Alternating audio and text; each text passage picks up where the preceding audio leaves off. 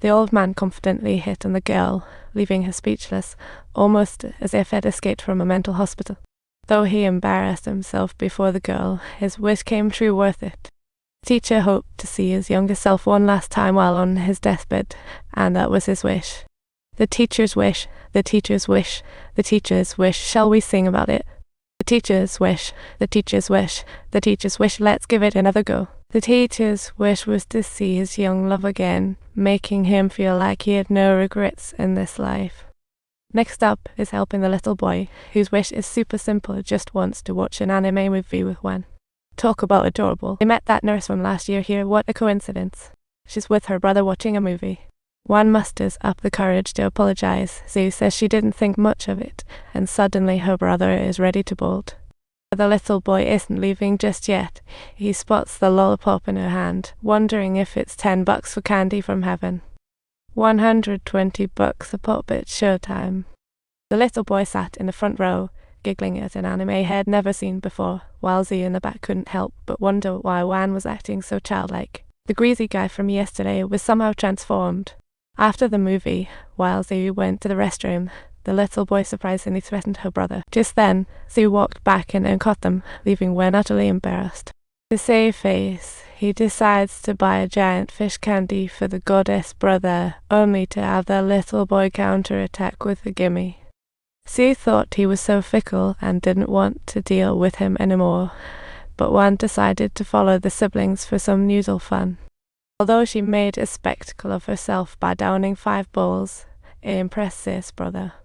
Although she had a dramatic oops episode in the restroom, it made Sue feel a twinge of guilt. She felt that if it weren't for her brother's enthusiastic compliments, it wouldn't have happened. So she gave Wan her card, hoping it would help.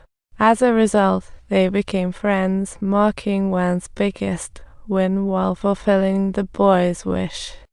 Now it's time to help the chain-smoking uncle, who shockingly asked Wan to steal a taxi from the junkyard. Timid Wan couldn't carry out such risky task, so he negotiated with the junkyard owner.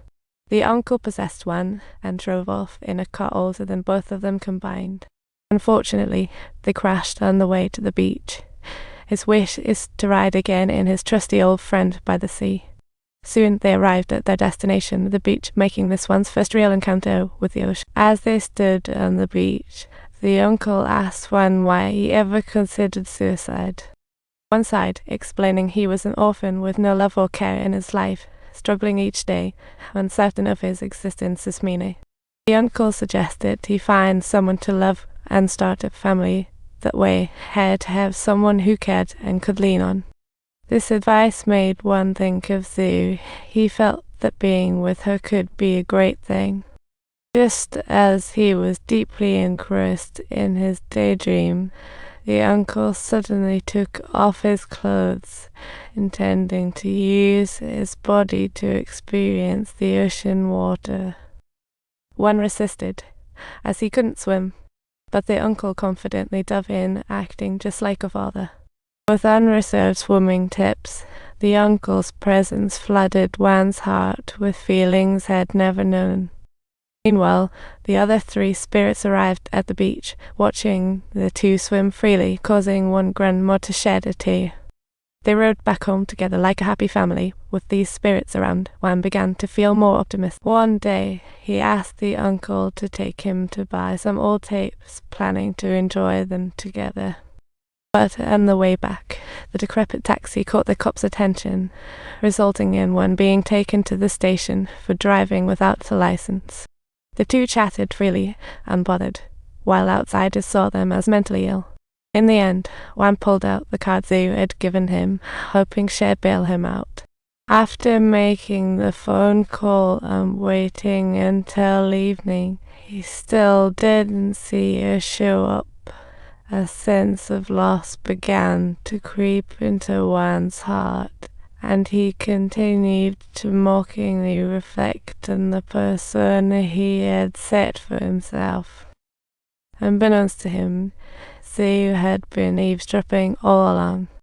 She never expected that this seemingly carefree guy had such a tragic story, her heart instantly aching for him. Feeling compassion, she stepped forward, resting her head on his chest, leaving Wan utterly flabbergasted. This left the patrolling cops baffled, as their support freed him from further detention. On the way home, Wan suddenly said Sis' head being on him made him feel like he owed her something. To repay the favor, Z was ready to refuse, but Wan began to lean closer.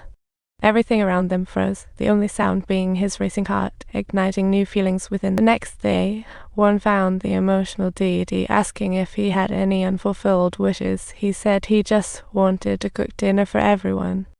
Don't get why the deity invited Zu, but dinner with a crush feels great. So Wan readily gave his agreement. However, when they finally located her, he nearly gave himself away the moment she opened her mouth. Luckily, he realized he was still possessed, and Z was already used to Wan's quirky habits. If you enjoyed this story, don't forget to subscribe to our channel so more people can see these hilarious adventures.